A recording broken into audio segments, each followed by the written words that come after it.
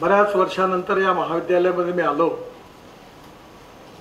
आणि या 25 वर्षामध्ये या महाविद्यालयाचा परिसर, याची प्रगती, याचा विकास बघून मला खूप मनापासून आनंद झाला।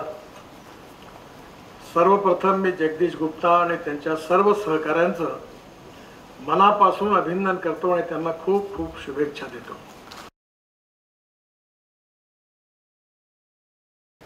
पण तुम्ही जर तुमच्या याच्यात व्हिज्युअलाइज केलं, तुम्ही समाजाची निकड काय आहे, आवश्यकता काय आहे, सरप्लस काय आहे, कशाचं कन्व्हर्शन करता येईल आणि काय करून सस्टेनेबल डेव्हलपमेंट होईल असा विचार तुम्ही जर केला तर तुमच्याजवळ कॅपेबिलिटी आहे, तुमच्याजवळ काम करण्याची ताकद आहे, शक्ती आहे आणि तिचा योग्य उपयोग जर केला तर तुम्ही खूप चांगलं काम करू शकता।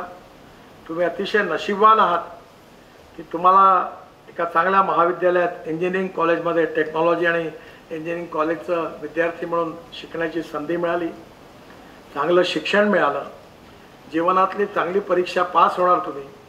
फक्त एकच गोष्ट लक्षात ठेवा, मला हे मान्य आहे की no philosophy can be taught to empty stomach. पैसा जीवनाचं साधन आहे, साध्य नाही आहे। त्यामुळे conversion of knowledge into wealth हे अपरिहार्य आहे, पण त्याचबरोबर माणूस पण कधी विसरू नका।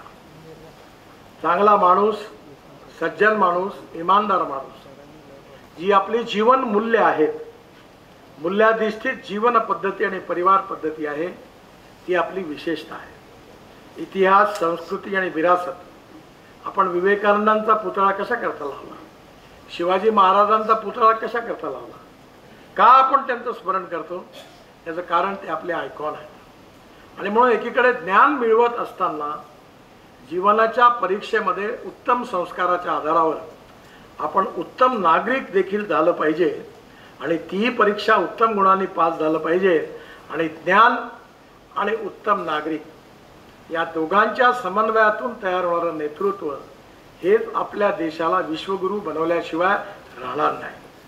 25 वर्षाची कारकीर्द आमची व्यवस्थित आपल्याला वाटली, याची धन्यता आम्हाला आहे आणि अतिशय सुंदर मार्गदर्शन आमच्या सिपना परिवाराला, फक्त विद्यार्थ्यांसाठीच नव्हे तर संपूर्ण सिपना परिवाराला आणि मीडियाच्या माध्यमातून संपूर्ण देशवासियांना इथून उपलब्ध होईल याचा विश्वास या कार्यक्रमाचा फलित मी मानतो।